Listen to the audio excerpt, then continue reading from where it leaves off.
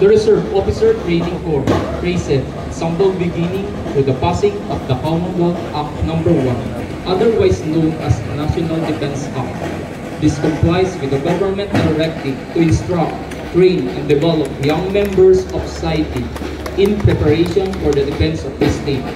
It was a concept pioneered by the Field Marshal of the United States Force in the Far East, General Douglas MacArthur.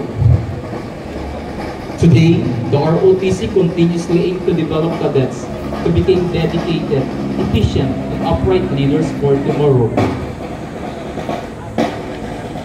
The PhilMoon is headed by our visionary and dynamic President, Dr. Raimundo P. Orcega Cesar, DCNB Dean, Dean Ruby Myra A. Laco, PhilMoon ROTC Coordinator, Jericho N. Cabuñas, Lieutenant Colonel Villamante Rogelio Jr., Philippine Army.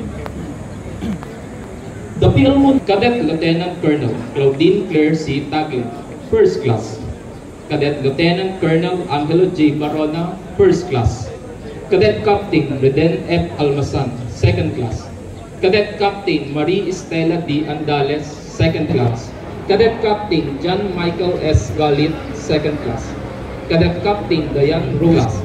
Cadet Probationary Second Lieutenant Akina Sasha T. Asaraga, Third Class. Cadet Probationary Second Lieutenant Jerome T. Mabesa, Third Class. Cadet John Carlos Obenya. Cadet Barbo Alvin. Cadet Apa Jomar. Cadet Balang Godwin. Cadet Bautista Mark Joshua. Cadet Kaliwanagan Merton John.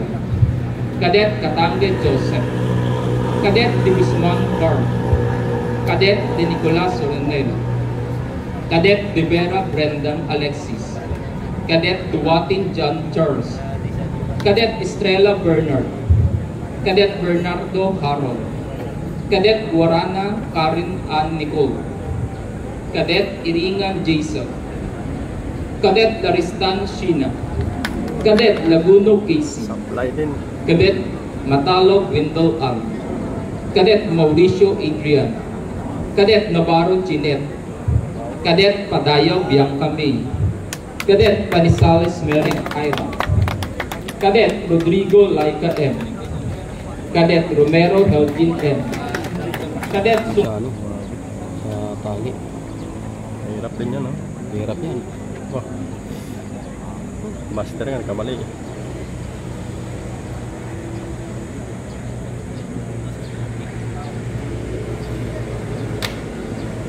Ayos, ha?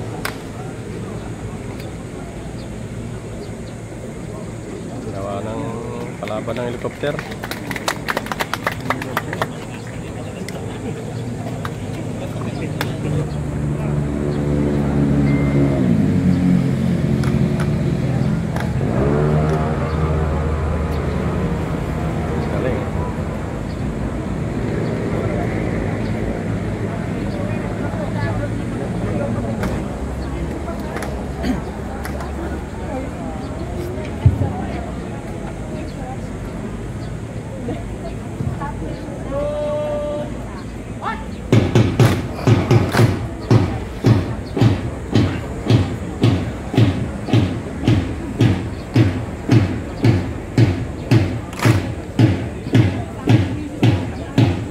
We witness the exit formation in silent drill that has reflect on the significance of closure and transition in our daily life.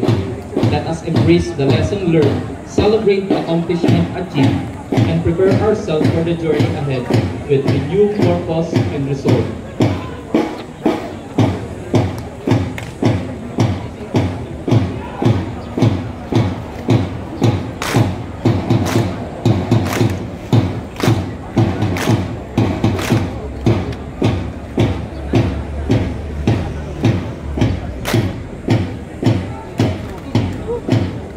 Galing, ah.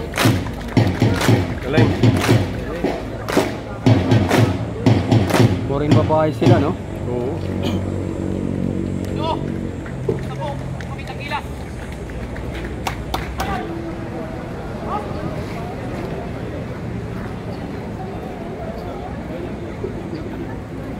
Lagi sa malupit, no?